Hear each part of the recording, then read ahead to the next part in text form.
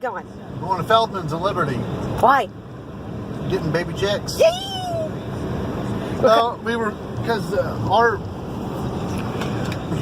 technically got 3 flocks, but our main flock has got Colonel and Sweetie. Oh, he's sleeping baby cow. That was dead baby cow. He laying down there snapping, a little black cow. Anyways, one of our Rhode Island red hens that's mixed in with the main flock, she's getting pretty tore up because there's 2 roosters that are getting with her. But she's also asking for it. She's laying down asking for it. So, but she's all. Her back is a mess. I think we ought to see if they have the saddle things here. We could see. I've never seen them in a store. I might be able to make a saddle, but I just figure when you get a chance, go on Amazon or whatever and order a dozen or 6 of them or something. Yeah, like 4 or 5. Yeah. But anyway, so we were like, we need more hens. We need more bait. We need more hens. And she's been wanting certain breeds for a while, and so I called up Feldman's to see what they had. They had cuckoo Morans, she wants a cover Moran, but they're still cuckoo Morans. They're kind of the same family. Same thing, just different color scheme. Yeah. But they just lay this really, really deep, dark brown egg, and that's what she really wants. Another shade of brown egg, because we had some light browns, we had the medium browns, and now she wants the really dark browns. Mm-hmm. But they got 3 babies up there. They're supposed to be pullets, girls, so we're going to get those 3 at least. Hopefully they're still there when we get there. Yeah, I just talked to him about 5 minutes ago, so I said, well, we'll be in about 30 minutes. And I told her so. Jennifer got off. I said, get your shoes on, let's go. Because we were taking a break from all the yard work we spent 3 hours doing.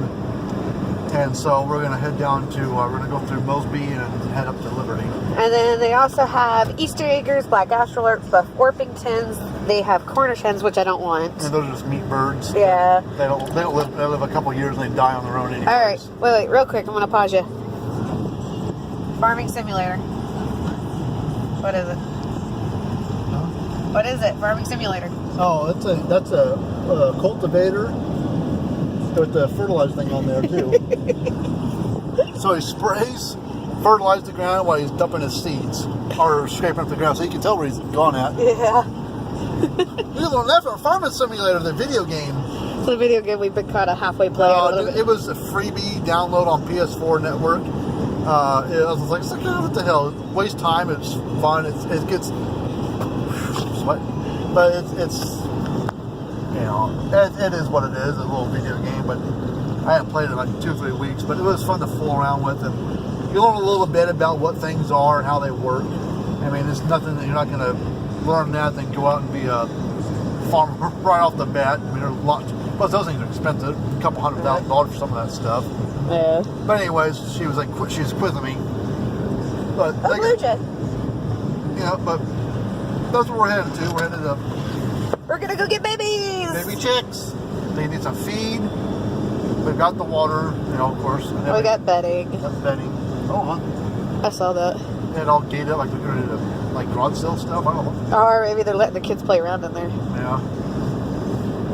What is it? But that's what we're getting ready to go do. Yeah, we've been talking about it, and we kind of decided what we needed, kind of halfway what we needed to get on the babies and stuff. We eventually will get. Screech and Rodeo kind of have made their own little flock a little bit. Yeah, it's just that Boop needs to go. Boop needs to go. And we need to push Salty to stay with the main flock.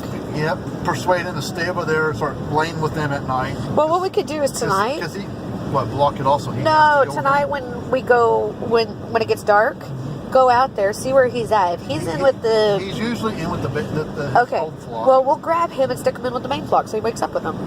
It might take a couple tries, but I think eventually he'll start going in there. They're almost running out of room on top of that rail because there's like 7 There's birds. other roosts in there. They're the ones that want to get all the way up there. Yeah. I mean, we never intended for them to get all the way up at the top. Yeah. Well, the beams that are running crossways, are they those little bitty boards? Are they wide boards? They're wide. There's 2 wide boards and a couple of little bitty boards. So he should be able to fit on the big boards this far. Yeah. That's what the wide boards were in there for, was for them to roost up, but they're the ones that get up at the top. Yeah, they like getting up high. So, that was their doing. That wasn't our doing. Yeah. And she was running me ragged. But the thing is like 30 minutes an hour ago, I was like, oh, I could take a nap. I'm like, okay, let's go. Yeah, so she found out they had those Moran chickens, and she's like, get she's on, let's go. She got excited. She said, how many do they have? I said 3. She said, well, we're getting those 3. They have black astrolorps, which I don't know if you want more of those or not. Oh, How many okay. birds are you, baby chicks are you wanting to get? Okay, first of all, is Richard's only going to be Rhode Island Reds, or do we want to give him some mix? We can throw in some mix with him. We can Okay. if they had some, you can get some Maricunas mixed in with them if you wanted to. I don't care. Well, I just was asking because, I mean, the only thing with that is, like, it's nice to be like, yes, I have pure red Rhode Island Reds, I know. you know, for, like, hatching eggs and stuff like that. The only downside is nobody really wants them. Because you can get them at the farm stores. Yeah, they're an easy breed to get. Yeah, because that's a common breed that people have. Yeah. I'd love to drive one of the big old Trucks. Yeah. if we ever had a need for an old truck, I'd like to have not an old, like a truck, Uh-huh. something that's big and heavy duty.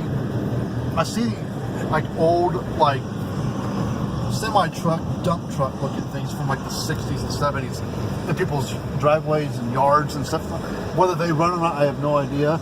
But man, I love to have one. I imagine they're going to be, most of them are going to be a stick shift, so Yeah. which I can drive that, but I don't know if they're like 10 speeds or well, something? it doesn't matter. I don't care how many gears it's got. Okay. It's just I don't know if you drive it like a semi-truck where you have to double clutch, or you just drive it like a normal stick shift. Well, where if you it's a don't- double clutch gear, that can maybe help to teach you. yeah, but then I might have to get, with a CDL or something. CDL or something like that. Which, Yeah. I don't know. but I like to have something like that because I mean, it can take especially if it's a flatbed, Yeah. you wouldn't be able to go about 60 miles an hour on the highway with it most likely. So if you wanted to use that big old thing to hoist around a big trailer or a boat or whatever, you definitely get there. But definitely pull it with no problem. But you wouldn't get there very fast, and it costs a lot of money for gas. Yeah. But at least the thing we paid for it, insurance being dirt cheap. Yeah. But I was trying to see one. I was like, man, I'd like to have one of those. So there's 2 roosts in Richard's coop. Because I think we determined that there can only be like 8 chickens in there. So we can get 3 babies for him. Yeah. You don't want to make that any bigger? Not his, no. Yeah. I mean, It'd be a lot of work to to expand that one, yeah. If the burning box wasn't or the egg box wasn't on the back, it's on the other side. You can Well, on the back. the original plans for that had the egg box right above the exit. Like where they would go in and out. Really? Yeah. I moved it. that? Yeah. I Oh. moved it. Oh, okay. So once they get in, then they turn around and jump up. Yeah, but it was also like I modified that design to make it so we could do a deep litter system too. Because they had it where the door was kind of literally like only a couple inches above the ground. Yeah. And then right above the door would have been the egg box. One, I didn't think that was going to work for us trying to reach up there to get eggs. Yeah. So I moved it to the back, and with my deep litter system, I wanted the door had to be up higher. Yeah. When we come through Millsbeat, or as you're coming back towards our house, as you get through Millsbeat, you get to that stop sign, turn left to go across that little bridge back towards our place. On the right-hand side, there's like usually a few tractors and like a couple of trucks, a big white building there. Back behind the building, off in the grass, is an old dump truck. I don't know, an older truck, probably from the 60s or 50s or 60s or 70s. Yeah. But one of these years I'll have one. Yeah. Don't need one right now. It's a one now, or a one more than... You'd rather have your pond. Oh, yeah, I'd rather have my Oh, yeah. Speaking of pond, Jenny asked if she helps pay to stock it, can they come up and fish it? Yeah, they could. They help stock it or help Like, get it dug. no, not get it dug, but help stock the fish. Stocking fish is cheap. I need help with doing the actual pond. So she can get $2,500. We can start it. Well, it's not her property. Huh? She was talking about the fish. I know. Because fish you can get you can talk to a conservation place, and sometimes they'll bring the fish to you you pay for like a delivery fee, but the fish are free. And occasionally up at Orchlands, they'll have like fish day. You can bring in containers or whatever you can throw them in. That's great. I know. They'll have catfish and bluegill and bass and carp and all kinds of fish that you can come up to the Orchlands or maybe Feldman's and get fish from them. Question. If we got it from the conservation department, does that mean we have to open it up publicly? I don't think so. I know if we had them build it, that we would have to. They wouldn't build it. No, you remember how you looked at getting the state to build it, but we had to have like a minimum of 10 acres to do it?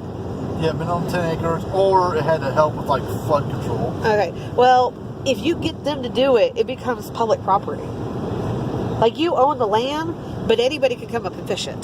I thought they just helped you pay for it. No. Yeah, that's what they do. I thought they helped pay for like 80% of it or something like that. Well, they might, but it still becomes part of public property. You have to open it up to let anybody come fishing. I won't advertise it.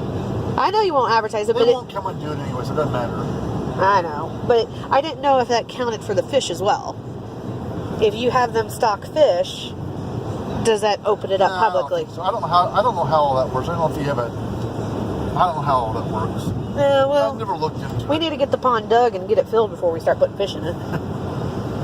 So, I don't think it would take long. I mean, it'd probably take a good year. Well, and it's spring fed too. It's spring fed, so it helps. Plus, we need to. I mean, if it's spring fed, I don't think we'd have to have a circulator thing in to keep the water moving. Yeah. You know, bubbly fountain things. And honestly, it's like if I knew how to work an excavator and knew how to get the dirt in, I don't think it'd be that hard to build up a berm on the back end. Because that's what I only think it needs. But I don't know how to build a pond. I'm just guessing. Yeah, and I mean, if the one guy said he would go within about 8 feet or 10 feet of the big tree that's in the back. Yeah.